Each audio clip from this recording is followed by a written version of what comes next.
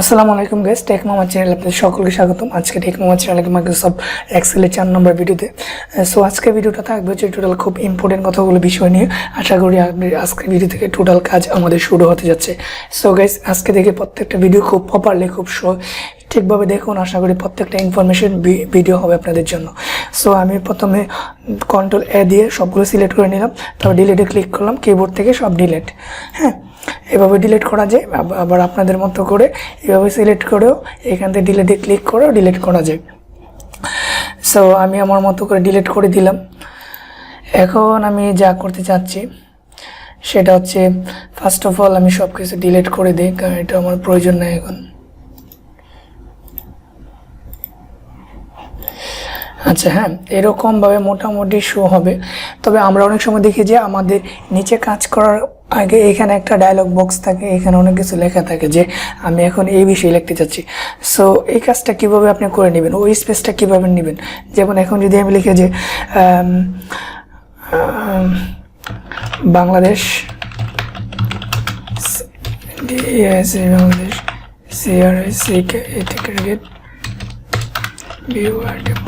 হ্যাঁ, এটা লেখার পরে দেখেন এই লেখাটা কিন্তু যে সে অক্ষর দিচ্ছে সেই অক্ষর কিন্তু মাঝখানে চলে গেছে। হ্যাঁ, যদিও এটা আমার আগে থেকে করা সিভিতে আপনাদের সেমভাবে আসতেছে না, বা একটা ঘরের মধ্যে মানে শুধু আপনাদের ক্ষেত্রে শুধু এই ঘরের মধ্যে থাকতো আর কি। হ্যাঁ, আমার ক্ষেত্রে এখানে 3 ঘর আসতেছে কারণ আমি সিস্টেমটা আগে থেকে করে রাখছিলাম। সো আপনাদের ক্ষেত্রে এরকমভাবে আসবে না। হ্যাঁ, সো এটা করার জন্য আপনাকে কী করতে হবে, যে যে যে সেলে বা যে কলামে লিখবেন সেই কলামে ধরে তারপর এভাবে ধরবে, এভাবে টান দেবেন। হ্যাঁ, এভাবে টান দেওয়ার পর এখানে ফুল স্পেসটা আপনার জন্য ওপেন হয়ে যাবে। এখন আপনি এখানে যা লিখবেন এখানে প্রত্যেকটা ঘরের জন্য সেম জায়গায় নিয়ে নেবে, ঠিক আছে। সো এই কাজটা আমি যদি ওইখানে চলে যাই তাহলে আর ভালো হবে।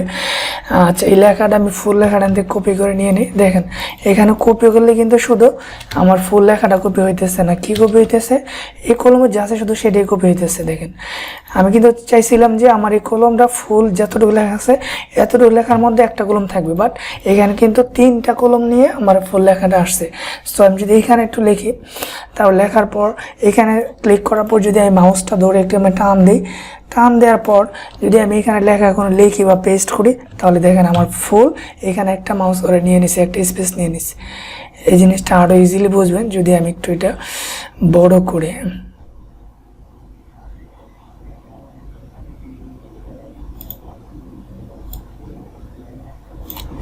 এই যে দেখেন এখন বুঝতে পারছেন যে এখানে ফুল 3টা মিলে হচ্ছে একটা কলম, আর এখানে একটা কলমের তো মানে এখানে আমার বড় একটা কলম নেওয়া হয়েছে খালি এই 3টা কাজ একসাথে করার জন্য, অনেক কিছু লেখার জন্য, ঠিক আছে।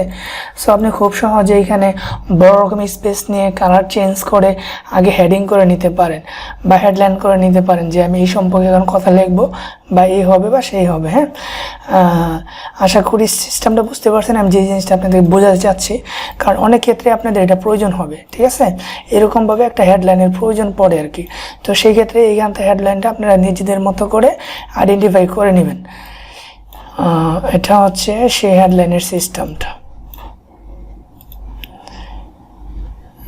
এখানে কি কালার দেওয়া যায়, আচ্ছা এই কালারটাই থাক। হ্যাঁ, এটা হচ্ছে আপনার হেডলাইনের সিস্টেমটা, যে আপনি হেডলাইন করে নিতে পারেন, যেন ডিটেলস এখানে আলোচনা করবেন। দেন এখানে আসার পর আমরা অনেক সময় দেখি যে আমাদের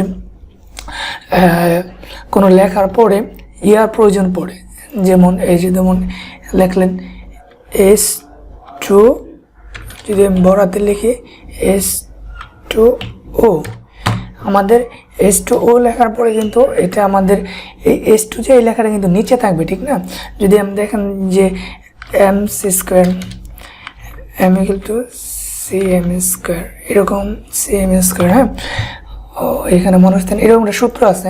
সো এই লেখাটা এমটা কিন্তু উপরে থাকবে, সো এই আর এসটা কিন্তু নিচে থাকবে। সো এই কাজগুলো কীভাবে করবেন সেটা করার জন্য আপনাকে টোটাল সিলেক্ট করতে হবে। সিলেক্ট করার পর এখানে চলে আসতে হবে। এখানে চলে আসার পর সাবস্ক্রিপ্ট এবং এখানে যদি ক্লিক করেন আপনি এখানে প্রিভিউ দেখাবে আপনি এই যেটা করতেছেন। হ্যাঁ, এই যে দেখেন এখানে প্রিভিউটা দেখাবে। যদি আমি নিচেটা সিলেক্ট করি নিচে আসবে, ওপরটা সিলেক্ট করলে ওপরে যাবে। আমি যেহেতু নিচে আসতে চাচ্ছি যে নিচে সিলেক্ট করলাম, ওকে দিলাম, এই দেখেন H2O মানে হচ্ছে পানি। হ্যাঁ, এখন যদি আমি এটা নিয়ে কাজ করতে চাই যে আমি লেখাটা টোটা উপরে নিব, সেক্ষেত্রে আমার কোথায় যেতে হবে, সেমভাবে এখানে যেতে হবে। তারপর আমার নিচে ক্লিক করতে হবে, এই যে দেখেন এটা চলে উপরে নিচে চলে আসছে, এটা অবশ্য উপরে যাবে, সরি আমি এখানে যাব, দেন এই যে চলে আসছে। তারপর যদি আপনার মনে হয় যে না এই লেখাটা আমি ফুল এটার উপর চাচ্ছে যেটা ক্রস থাকবে, সেটাও এখান থেকে করতে পারেন। এখানে যাবেন, স্টিক থ্রুতে ক্লিক করবেন, দেন আপনি ফুল লেখার উপর ক্রস চলে আসবে। সো আমরা এইভাবে কিন্তু বিভিন্ন রকম ডিজাইন করতে পারি। তারপর হচ্ছে কি, আমি যদি একটু আমার আরেকটা ফাইল ওপেন করি আপনাদের সুবিধার্থে, এই ধরেন এই ফাইলটা, হ্যাঁ এই ফাইলটা নিয়ে আসার পর আমরা এগুলো রোগুলো অ্যাভারেজ মোটা করতে হয়, চিকন করতে, এগুলো আপনাদের আগে দেখেছি গত ভিডিওতে। তারপর আমরা এখানে যখন একটা সেল সিস্টেম এখানে দিলাম, দেওয়ার পর আমরা যখন এখানে এনাবেলে ক্লিক করবো, তারপর এডিটের অপশন আসবে আমাদের। সো আমি চাচ্ছি যে প্রত্যেকটার উপরে করে ডলার সাইন থাকবে, হ্যাঁ যদি ডলার সাইন এড করতে চাই তাহলে এখানে ডলার সাইনে ক্লিক করলে অটোমেটিক প্রত্যেকটার এই যে আন্ডারে ডলার সাইন চলে আসলো। তারপর যদি আমি নিচেরগুলো সব করে সিলেক্ট করে এখন আমি ডলার সাইনে ক্লিক করি, ডলার সাইন চলে আসবে। এখন যদি আমি পার্সেন্টেজে ক্লিক করি, প্রত্যেকটার মধ্যে পার্সেন্টেজ চলে আসবে। সো এইভাবে কিন্তু আমরা এখানে ডলার সাইন চেঞ্জ করতে পারি। তবে দেখেন আমি এখানে যদি পার্সেন্টেজটাই ডলার সাইনটা ইউজ করলাম, ডলার সাইনটা ইউজ করার পর যদি আমি একটু এটা বড় করি, হ্যাঁ এটা সিলেক্ট করার পর যদি আমি একটু বড় করি এগুলো, যদি এইগুলো একটু বড় করে টানি, দেখেন এগুলো টানার পরে দেখেন এই ডলার সাইনটা কিন্তু চেঞ্জ হয় নাই, ডলার সাইন কিন্তু নিজের জায়গায় রয়েছে, দেখেন এই টাকার সাথে কিন্তু যায় নাই। সো আপনাকে অবশ্যই টাকার সাথে ডলার সাইনটা যাওয়া উচিত ছিল।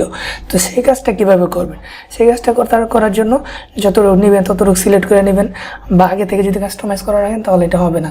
তাহলে এইখানে যাবেন, এখানে আসার পর আপনি যাবেন হচ্ছে নাম্বার পর যাবেন কারেন্সি, হ্যাঁ কারেন্সিতে ক্লিক করার পর এই যে ডলার সাইন আমাদের অলরেডি দেখাচ্ছে, হ্যাঁ দেখানোর পর আমরা এটা সিলেক্ট করলাম, দেন আমরা এখানে কোন ফরম্যাটে নিতে যাচ্ছি সেই ফরম্যাটটা এখান থেকে সিলেক্ট করে দিব যে আমরা এই ফরম্যাটে থাকবে। তো ওকে করে দিলাম।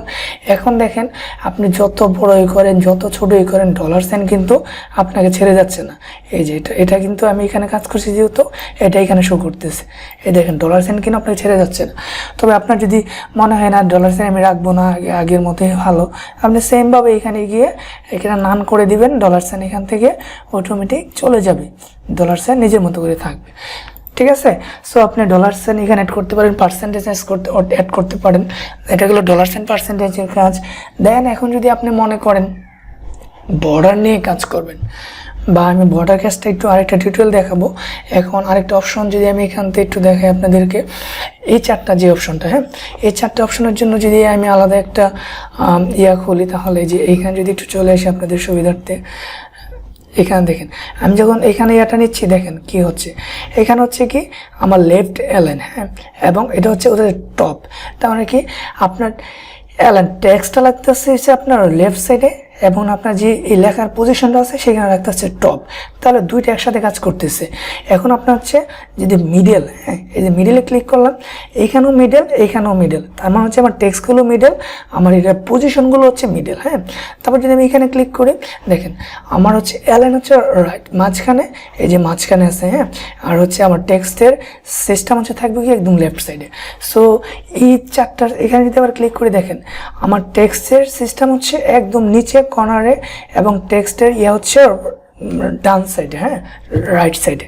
সো আমরা খুব সহজে এই চারটা ইউজ আসলে করে বুঝতে পারছি, বা এটা ইউজ যদি এটা বেশি ব্যবহার হয় না, বাট এটা শিখে রাখা ভালো, আপনি টেক্সট এবং অ্যালাইনমেন্টগুলো আপনি প্রপারলি ইউজ করতে পারবেন। সো গাইস আজকে ভিডিওটা জাস্ট এতটুকুই ছিল। আল্লাহ হাফেজ এন্ড টেক কেয়ার।